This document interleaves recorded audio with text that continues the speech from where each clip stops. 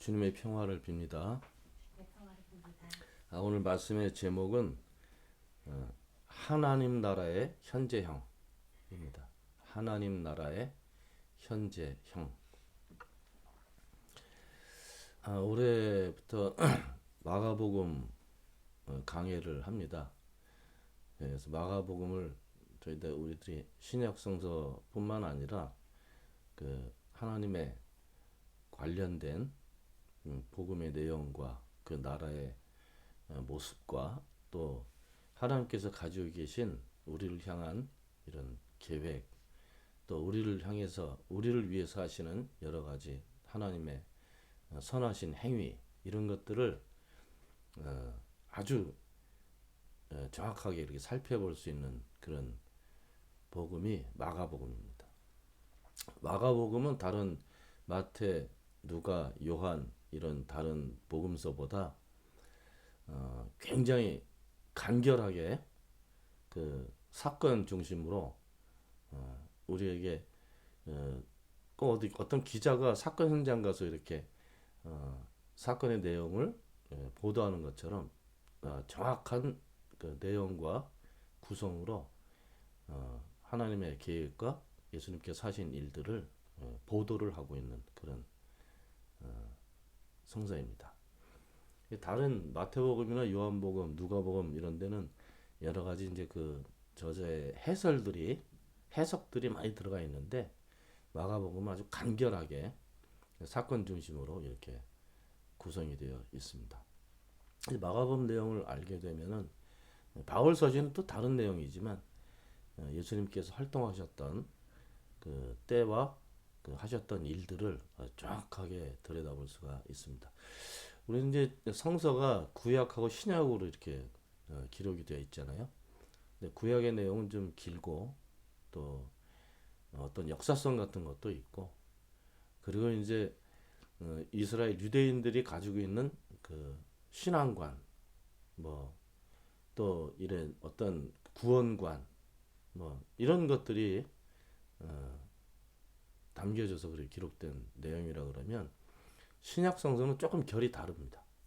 신약 성서는 구약의 내용이 예를 들면 얘가 아니죠. 정확하게 얘기를 해야 되니까, 구약은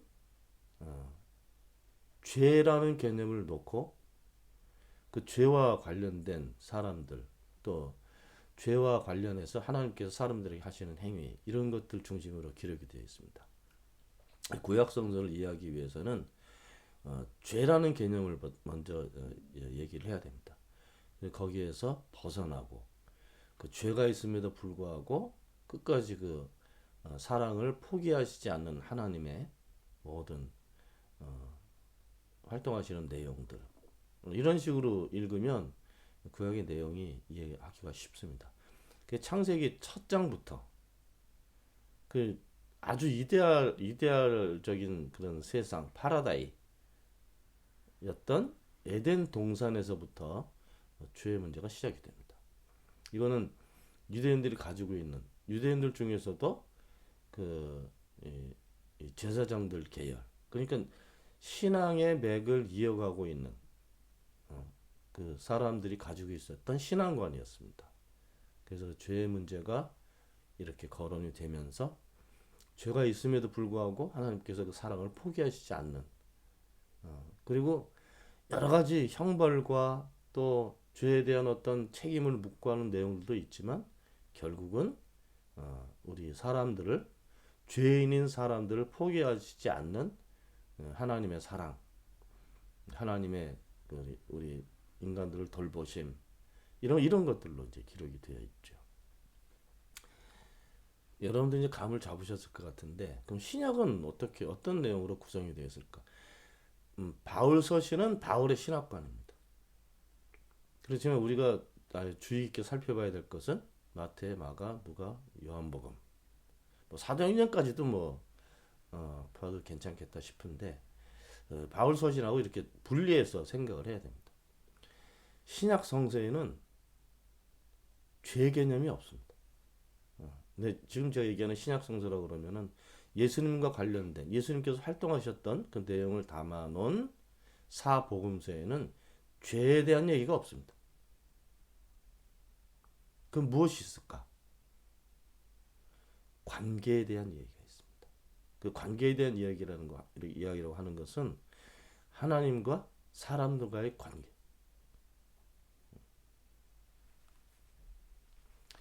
뭐 신약 성서에도 회개라는 내용도 나오고 뭐 죄인들 얘기 나오지만 예수님께서는 죄인이라고 사람들을 보지 않았습니다.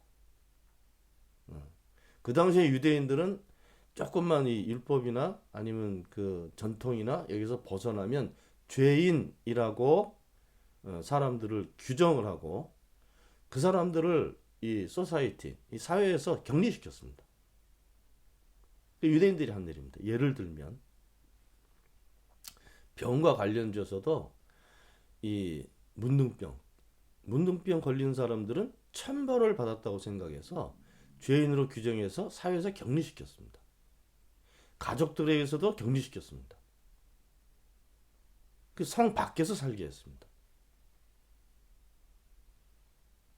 자기들이 설정한 규정과 또 전통에서 벗어나게 되면 자기들이 규정한 내용에서 벗어나게 되면 죄인이라고 규정을 하고 그 사람들을 소외시켰습니다.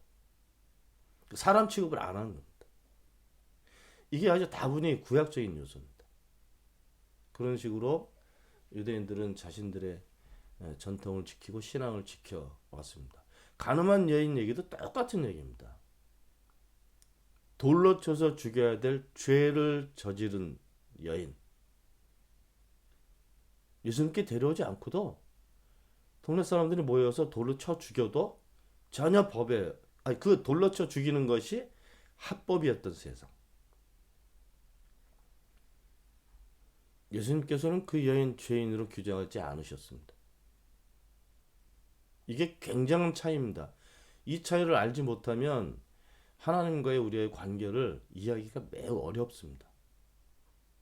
그래서 한때는 교회 안에서도 구약의 하나님은 폭군적이고 신약의 하나님은 사랑이 넘치는 이렇게 그 이분법적으로 그렇게 해석했던 시절도 있었는데 그것이 아니고 본래 하나님의 모습을 우리가 찾아보기 위해서 구약도 뭐 저희들에게 필요하지만 신약의 내용을 정확하게 이해하면 예수님과의 관계에서 우리 사람들과 하나님과의 관계를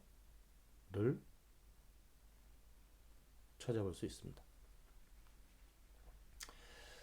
오늘 본문 말씀은 예수님께서 요한이라는 세례자 요한이 잡혔다 그랬어요. 오늘 표현해 보면 요한이 잡히신 뒤에 원래 이 잡혔다는 표현을 정확하게 이해하기 위해서는 이 관청에 소환된 겁니다. 지금 식으로 얘기하면 구속되고 그래서 옥에 갇혀 있는 그런 상태가 되었을 때 그때는 이제 헤롯 안티페스라는 폭군이 유대 땅을 이렇게 지배할 때인데 그 헤로데하고 관계가 좋지 않았지, 그죠? 세례자 요한이. 왜냐하면 헤롯 안티파스가 자기 동생 여자를 자기 부인으로 삼았어. 그래서 그건 아니다. 이렇게 한 비판의 내용을 가지고 세례자 요한을 잡아 옥에다 넣었죠. 세례자 요한이 잡혔다 하는 이 기록은 마가복음은 이 문장 하나, 단어 하나 자세히 들여다봐야 됩니다. 왜냐하면 매우 사실적이고 간결하게 어떤 내용을 보도하고 있기 때문에 그냥 소설책 읽듯이 이렇게 읽으면 안 되고 그 단어 하나, 문장 하나 정확하게 공부를 해야 됩니다. 공부하고 그 뜻을 알아차려야 됩니다. 요한이 잡혔다는 표현은 요한의 활동 시기가 끝났다는 얘기입니다. 끝나고 예수님께서 갈릴리에 오셨습니다. 그때 그 전까지는 어디 계셨는지 몰라요. 나사렛에 사셨다. 그거 읽고 난 다음에 예수님에 관련된 기록이 없습니다. 성서에. 왜 없을까요? 예수님께서 어릴 때부터 공생애 활동 시작하실 그때까지 살았던 그 기록의 내용이 다른 성서에는 있어요. 있지만 그것이 이 성서 기록한 내용보다 더 중요하지 않은 겁니다. 중요한 것은 마가복음에 다 기록되어 있는 거죠. 다른 성서에는 예수님 12살 시절 때 뭐 이 우리 성서 안에도 그 성전에 올라가서 그 학자들하고 토론하는 그런 내용도 있지 않아요. 근데 제 이 외경 같은 데 보면은 아주 어릴 때부터 여러 가지 예수님과 관련된 그런 기록의 내용들이 있습니다. 근데 그것이 지금 우리가 읽고 있는 성서 내용과 비교해서 저것이 더 낫다, 이것이 더 낫다 이렇게 비교할 수 있는 성질의 것은 아닙니다. 그러니까 내용은 마가복음 내용을 우리가 잘 이해하게 되면 모든 것을 다 알아차리고 이해할 수 있다. 예수께서 갈릴리에 오셨다. 이 갈릴리라는 지역은 지난주에 제가 설교할 때 설명드렸지, 그죠? 갈릴리하고 예루살렘하고는 달라. 지역적으로도 다르고, 거기 이제 서로 이제 계층 구성원들도 다르고, 지역적으로 예루살렘하고 전혀 다른 지역입니다. 그리고 이제 그 당시에는 예루살렘 중심으로 모든 그 정치, 종교, 또 권력, 부 이런 것들이 예루살렘 중심으로 이렇게 그렇게 진행되고 있었던 시기인데 갈릴리 지역은 전혀 다른 예루살렘에 있는 기독권자들을 먹여 살려야 되는 그런 위치에 있었던 지역이 갈릴리고 예루살렘에 있는 사람들은 자신들의 권력과 기득권을 유지하기 위해서 갈릴리 사람들을 착취를 했죠. 지역적으로. 우리나라 일제시대 때 아니면 조선시대 때 거의 비슷했어요. 전라도 지방은 이게 이 평야가 대부분 우리나라 한반도의 대부분의 평야가 다 전라도에 있잖아요. 전라도는 굉장히 풍요로운 지역이에요. 풍요로운 지역인데 그 풍요를 모든 사람들이 누리지 못하고 그 풍요로움이 결국은 이제 한양 중심으로 있는 어떤 왕 그리고 권력가들 또 정치가들 이 사람들의 자기들 필요성에 의해서 사용돼야 되는 그런 물자를 제공하는 지역으로밖에 안 됐습니다.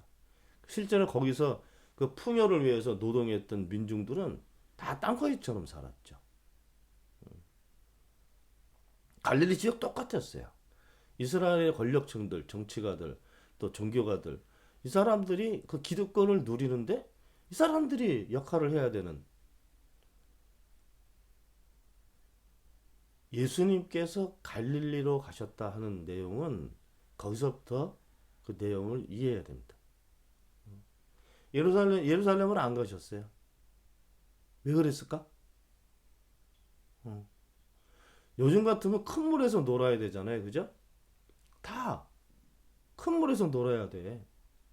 보통 사람들이 생각하는 것은 물이 큰 데서 놀아야 돼. 옛날에도 서울로 가야 출세하는 거야. 지방에 있으면 거기서는 아무런 어? 내가 발전할 수도 없고 성공할 수도 없고 성공 가능성이 없어. 지금도 그렇죠. 지금도 농촌 지역에 거기 살아가지고 농사나 좀 짓지. 거기서 성공한다는 개념은 지금도 없잖아요. 그래서 저희들이 살았던 70년대 초에는요.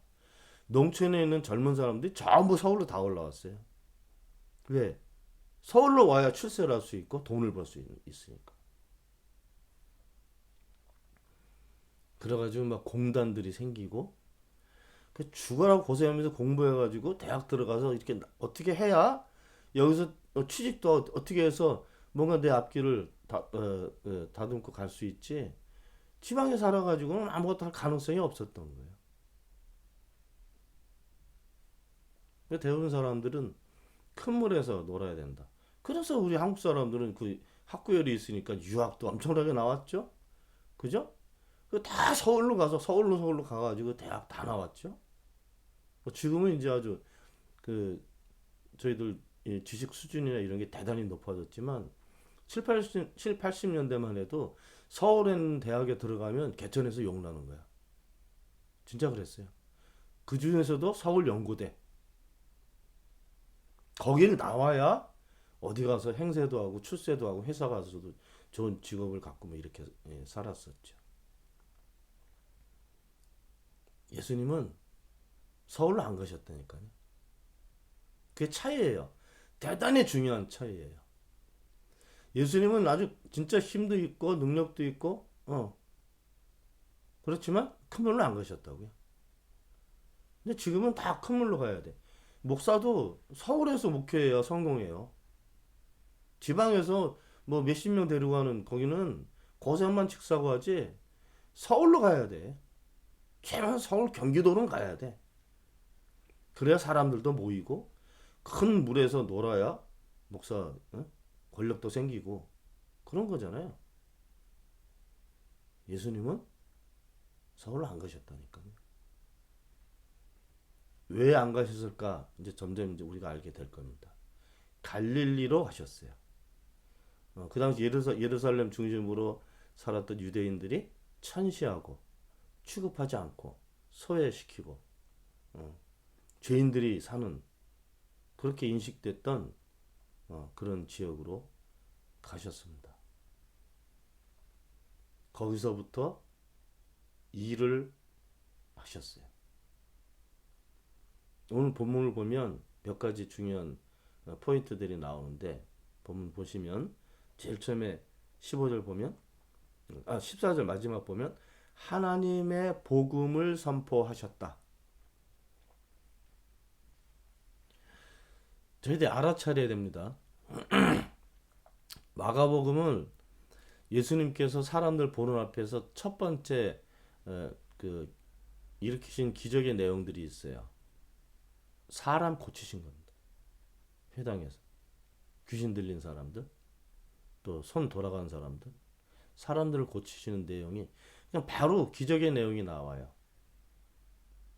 그런데 오늘 본문의 말씀은 마가복음 1장 14절 15절의 말씀은 이게 마가복음 전체의 결론적인 서론이고 결론적인 부분입니다. 그 중에서 단 한마디로 이 마가복음 기자가 정말 천재성이 있는 것 같아. 딱 한마디로 예수님의 활동과 예수님께서 하신 그 활동, 왜 활동을 하셨는지, 예수님께서 활동하시는 거기에 담겨 있는 하나님의 계획, 딱 한 문장으로 표현했는데요. 그게 하나님의 복음이었습니다. 하나님의 복음. 우리 복음 내용 알죠? 이게 한문이니까 기쁘고 복된 소식, 그죠? 유앙헬리온. 그 엔젤이 천사가 쫙 와서 하나님에 관련된 것을 전하는 내용입니다. 원래 복음이. 그게 복되고 기쁜 소식이야. 그게 유앙헬리온. 근데 오늘 마가복음 예수님께서 갈릴리로 가셔서 하나님의 복음을 선포하셨다. 잘 이해해야 됩니다. 선포하셨다는 얘기는 가르치셨다는 얘기가 아니에요. 우리는 성서를 배우잖아, 그죠? 공부를 하고. 교회 안에서 가르치는 사람이 있고 배우는 사람이 있고. 성서 공부해야 됩니다. 그렇지만 공부만 해서는 안 되는 거지. 공부만 해가지고는 복음을 알 수가 없어요. 복음은 가르치고 배워서 이렇게 알 수 있는 것이 아니고 선포성. 이거다 하고 알려주는 거죠. 이게 재판할 때 쓰는 용어인데 선포라는 내용이. 우리는 선고 그러잖아요, 그죠? 죄에 대해서 몇 년 벌을 주는 선고. 한번 딱 선고하면 돌이키질 못해. 그거 한 대로 해야 되는 거예요. 선포 같은 내용입니다. 탁 전해주고 마는 거예요. 거기다가 해석하고 다른 걸 덧붙이고 그런 없는 거예요. 하나님 나라의 복음 선포하셨다. 이게 마가복음의 주제입니다. 자, 그 내용 조금 더 이렇게 디테일하게 들어왔는데 15절 보시면 몇 가지 이제 그 간결한 문장들이 있죠. 첫 번째는 때가 찼다. 하나님의 나라가 가까이 왔다. 회개하여라. 복음을 믿어라. 이거 전체가 마가복음 내용입니다. 이거만 잘 이해해도 이 마가복음을 우리가 알 수 있고 마가복음을 알게 되면 하나님의 우리를 향한 계획도 알게 되고 하나님과 우리의 관계도 알게 되는 거예요. 이 본문의 말씀이 제일 중요한 말씀입니다. 간결하게 제가 설명을 드리면 왜 이렇게 강의를 하나 하면 요런 내용들은 알아야 되니까. 때가 찼다. 때가 뭡니까? 때가. 그리스 사람들은 이 때를 두 가지로 이렇게 이해를 했다고 그랬죠. 하나는 크로노스, 또 하나는 카이로스. 우리는 이제 한문을 많이 섞어서 이렇게 말을 하기 때문에 한문 내용도 좀 알긴 알아야 되는데 그 시절 이런 표현도 있고요. 이건 한국말이지. 그 시대 이런 표현도 있지, 그죠? 이건 예를 들면은 세종대왕 시대 아니면 시절 이렇게 표현하잖아요. 이게 크로노스예요. 그 종교개혁 시절, 종교개혁이 일어날 당시 이런 표현하잖아요. 그게 크로노스예요. 근데 그런 사건을 가지고 얘기하면 크로노스 안에서 카이로스라는 내용이 들어가 있죠. 이 카이로스라는 내용 우리 오늘 성서 표현으로는 때, 그때. 정확하게 개인적으로 하면 유영성 목사가 태어났을 때 4월 2일. 카이로스 내용은 지금, 방금, 바로 이 시간 이런 표현입니다. 그럼 오늘 본문에서 때가 찼다 할 때 이 때는 어떤 의미일까요? 크로노스일까요? 카이로스일까요? 카이로스죠. 이게 대단히 중요해요. 이 때라는 표현을 이해하는 게 대단히 중요합니다. 왜냐하면 오늘 설교의 제목이 하나님 나라의 현재성이잖아, 그죠? 근데 이 때를 그 유명한 신학자들은 여러 가지로 해석하는 사람들이 있어요. 우리가 알고 있는 그 아프리카에 가서 그 의료 활동을 했던 성자 슈바이처 아시잖아요. 슈바이처. 이건 신학자예요. 이 슈바이처는 이 때를 미래형으로 이렇게 해석을 했습니다. 앞으로 이제 다가오게 될 이렇게 표현했고 또 유명한 신학자 중에 다트라는 사람도 있어요. 그 사람은 현재 완료형으로 해석했습니다. 저는 현재 완료형도 아니고 미래형도 아니고 저는 현재형으로 저는 이걸 이해해야 된다고 생각을 하는데 카이로스는 지금이에요. 찼다. 예, 현재 완료형처럼 이렇게 쓰여졌잖아요. 그때가 지금 꽉 차 있는 상태인 거예요. 지금 무엇인가가 꽉 차 있는 거야. 지금 있는 거야. 우리 그릇 같은데 물 받잖아요. 이렇게 받으면 가득 채우잖아요. 딱 그 상태인 거죠. 지금. 미래형으로 해석하면 계속 그릇에 물이 차고 있는 거야. 그죠? 완료형으로 하면 꽉 채워져서 그냥 소비되고 있어야 되는 거죠. 근데 오늘 본문에서 때는 물이 지금 쫙 나와서 꽉 차 있는 그 순간입니다. 그리고 보세요. 하나님 나라가 가까이 왔다. 슈바이처처럼 해석하면 하나님 나라가 가까이 올 거야. 곧 올 거야. 이런 표현이죠. 이 곧이라는 성서 표현도 대단히 중요한데 지금 눈앞에 이렇게 다가오고 있는 거예요. 그냥 그런 식으로 해석을 한 거죠. 그러니까 이렇게 다가오는 게 보이고 있는 거야 이렇게. 그리고 금방 나한테 이제 오게 되는 거죠. 이렇게. 이게 신학적인 용어들이 그런 게 있어요. 지금 그렇지만 아직은 아닌 뭐 이런 표현. 그런 게 다 이제 그런 표현인데 하나님 나라가 가까이 왔다. 여기서 하나님 나라는 뭐예요? 하나님 나라는 뭐예요? 여기 신학적인 용어가 있어요. 바실레이아. 하나님의 나라.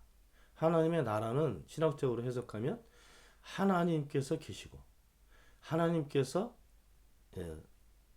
통치하시고 그런 나라. 너무 신학적이지, 그죠? 유대인들이 가지고 있었던 신앙관하고 비교를 하게 되면요. 유대인들이 그 당시에 가지고 있는 신앙관이나 이런 가치관이나 이런 걸 보면 자기들 그 구조 안에서 볼 수 있어요. 어. 율법에 대한 해석, 그죠? 유대인들이 했던 그리고 그 당시에 성전 문화, 그죠? 그리고 모세의 전통 이런 걸로 움직이는 그 사회, 움직이는 국가 그런 거죠. 그 당시 유대인들이 살고 있었던. 그러면 그 당시 유대인들이 가지고 있는 그 미래관이나 가치관이나 이런 것은 그 구조 안에서 찾아야죠. 어. 그래서 율법을 해석한 것에 대해서 목숨을 걸고 그 해석한 내용을 지켜냈고, 그죠? 그것을 지키지 못하면 소외됐고, 어.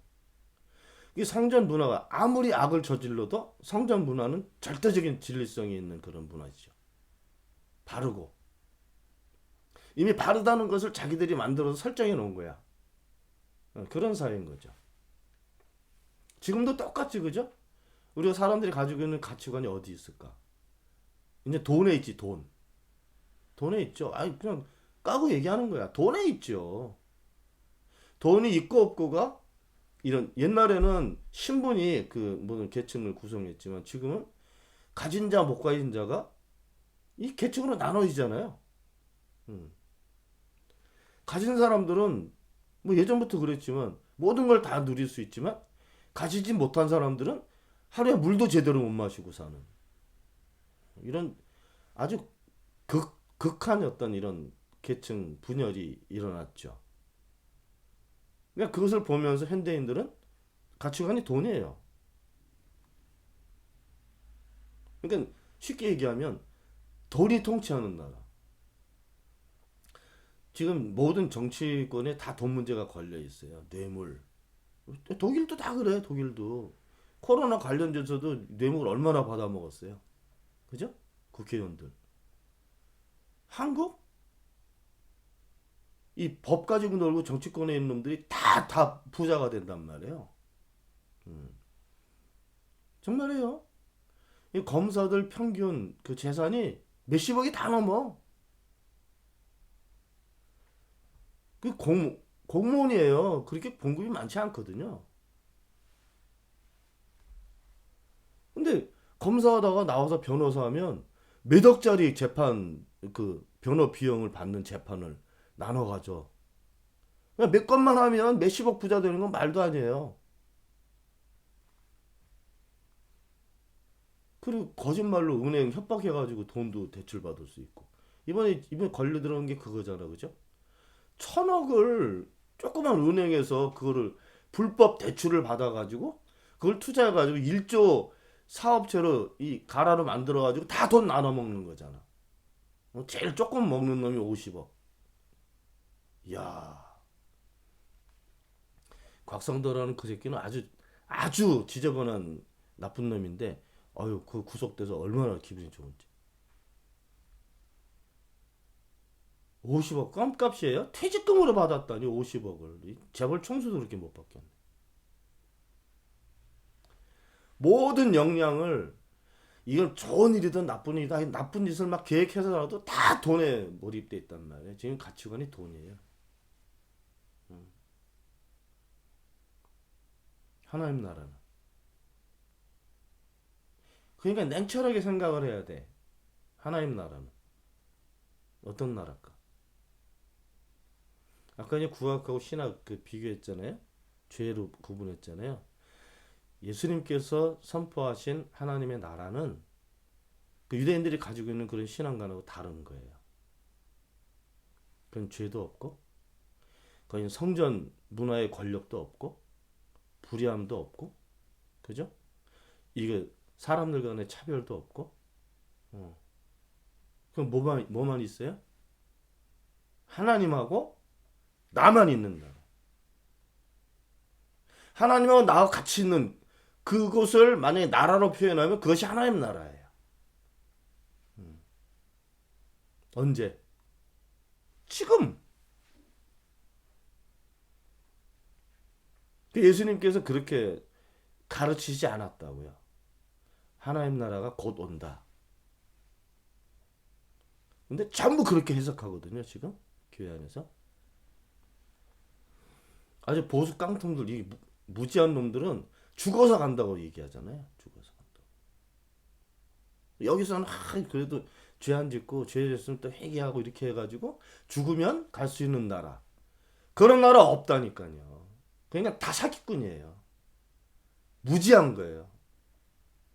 여전히 죄에 논리 가지고 사람들을 협박하는. 그 중에서 그 제일 잘하는 놈들이 한국 목사들. 그 중에서도 보수 깡통들. 거기에는 6개월짜리 목사도 있어요. 신학 공부 6개월 하고 목사 된 놈들도 있다고. 200만 원 줘서 안수받고 하는 놈들도 있고. 다 목사야. 정광훈 같은 새끼. 그 들여다보면요. 협박하고 있는 거예요. 11조 안 내면 뭐 지가 무슨 명단에서 뺀다며. 생명록에서. 이런 새끼도 있었다니까. 다 죄에서 출발해요. 그리고 하나님하고 우리와 관계보다 우리가 뭘 어떻게 해야 행위를 강조한단 말이에요. 뭘 해야 우리가 천당을 간다. 그 당이 없대니까. 당이 없어요. 그런 당이. 우리 하나님의 나라, 하늘나라 이렇게 같이 쓰잖아요. 하늘나라라는 표현 쓰면 안 돼요. 우리가 굳이 나라라고 표현하면 하나님의 나라라고 표현해야 된단 말이에요. 그 하나님의 나라는 하나님이 계시고 하나님이 우리 사람들과 관계되는 그런 내용을 가지고 우리를 통치하시고, 통치라는 표현도 웃기지, 그지? 다스리시고 이런 표현이거든요. 그게 아니고 그 계획을 가지고 우리하고 같이 살고 계시는 그것이 하나님의 나라예요.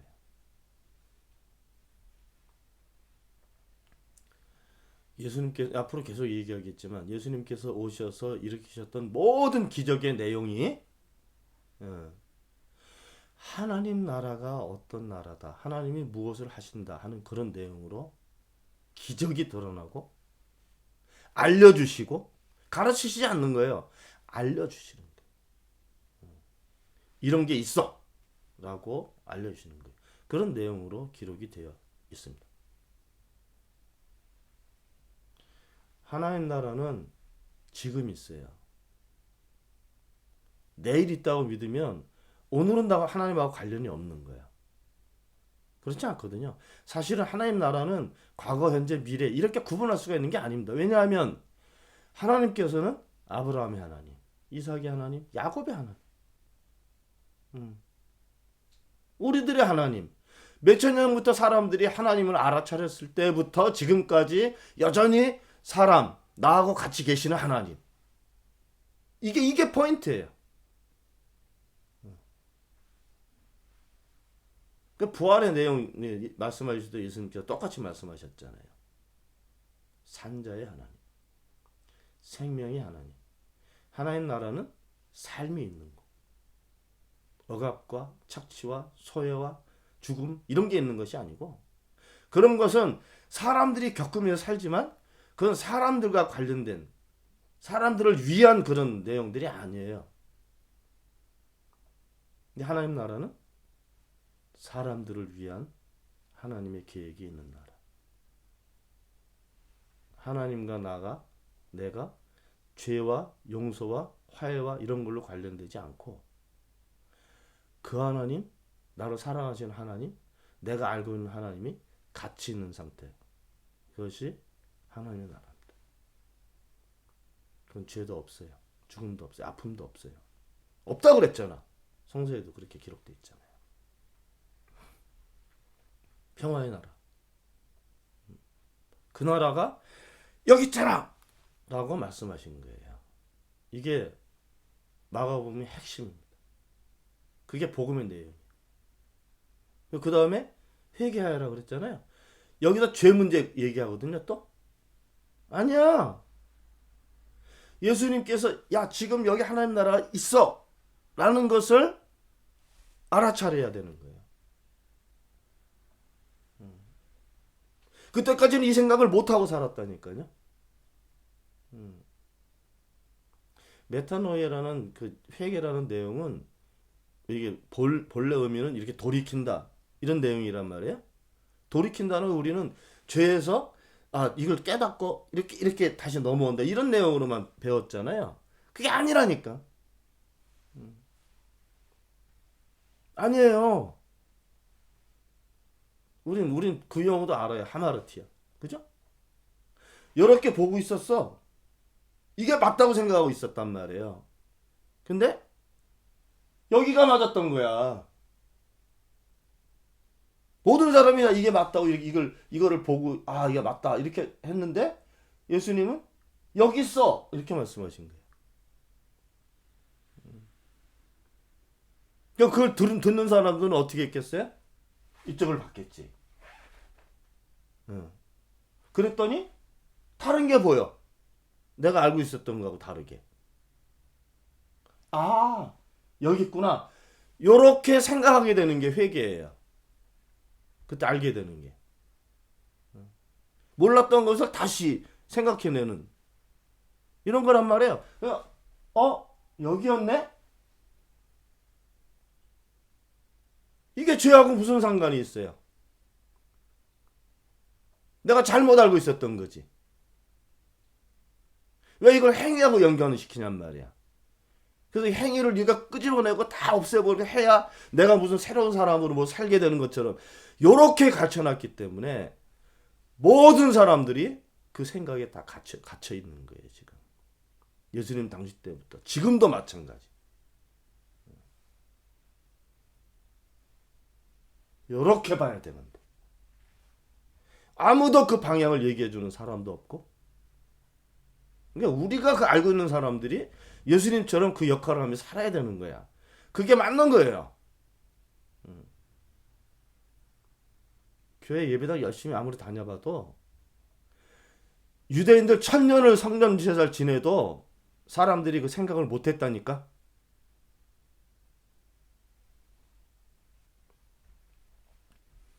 그래서 성서를 우리에게 주신 거예요. 제발 좀 알으라고. 여러분들 알아야 돼요. 무엇을? 지금 여기 카이로스 하나님의 나라. 내가 사람들이 알고 있는 다른 가치관과 다른 정말 우리에게 필요한 그 계획을 가지고 여기 서 있는 분. 내가 그 옆에 있고 그 안에 있고 이런 걸 알아야지.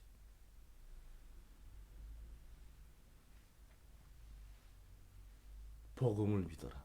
복음의 내용이 뭐예요, 그럼? 지금 오늘 본문 속에 다 들어있잖아요. 지금 여기 있어. 이걸 좀 제발 알아라. 이게 복음의 내용이에요. 예전에 천사들이 와가지고 아브라함한테 얘기했지만 지금 예수님께서 하시는 거죠. 들을 게 있는 사람들은 그걸 듣게 되면 그 사람들은 알게 되는 거죠.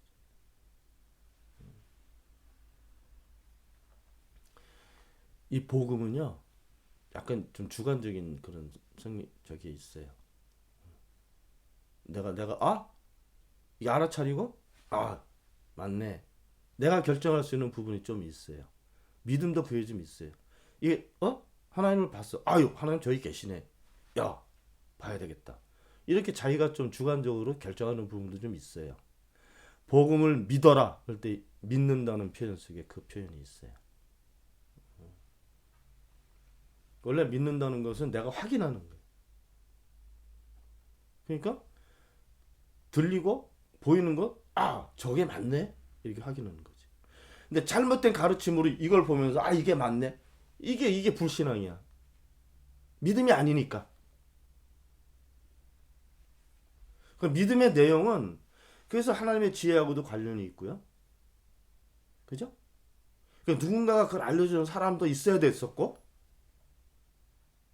그리고 내가 제대로 알게 되면, 그러니까 그걸 알게 하기 위해서 성령이 계속 우리를 도우시는 거잖아요. 잘못된 것을 아는 게 아니라 제대로 된 걸 알게 하기 위해서 계속 우리한테 간섭하시고, 그죠? 같이 계시고, 또 지혜라는 것을 통해서 이걸 다 알게 하시고 이렇게 하는 거잖아요. 그걸 제대로 알아야 이게 맞네. 아유 이게 좋은 거구나. 이렇게 내 안에서 이걸 결정을 할 수 있단 말이죠. 이게 믿음이에요.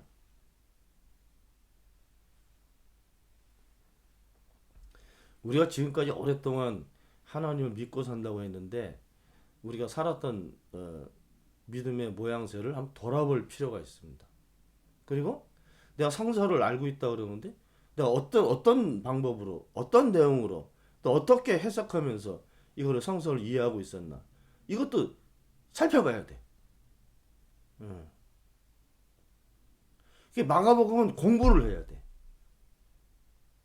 공부하면서 이 공부하는 가운데서 이걸 정말 내가 알아야 될 거 알았을 때 그때 이제 은혜도 받고 그러면 잘못된 내 그 시선도 제대로 설정을 하고 여태까지 내가 가지고 있었던 가치관이나 내 바람이나 내 삶의 어떤 방법이나 이런 걸 만약에 성서를 통해서 얻었다 그러면 제대로 얻고 있었는지 그걸 잘 모르면 다 조용기의 김홍도 같이 되는 거예요. 무당한데 안수하는 목사처럼 산단 말이지. 그 목사 맹목적으로 따르면서 사는 교인들도 똑같이 무당되는 거죠.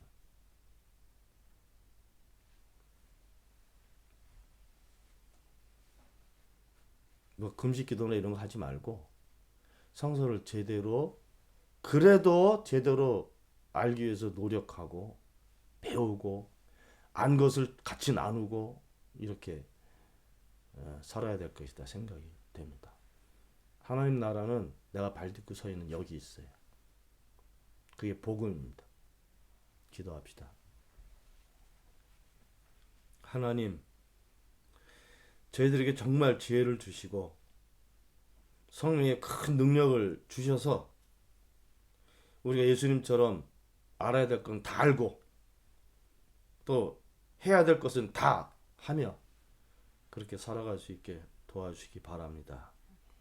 멀리 계시지 않는 하나님, 나와 같이 계시고 언제나 내 근방에 계시는 또 내 안에 계시는 그 하나님 잘 바라보고 더 알고 그렇게 살아갈 수 있게 도와주시기를 바랍니다.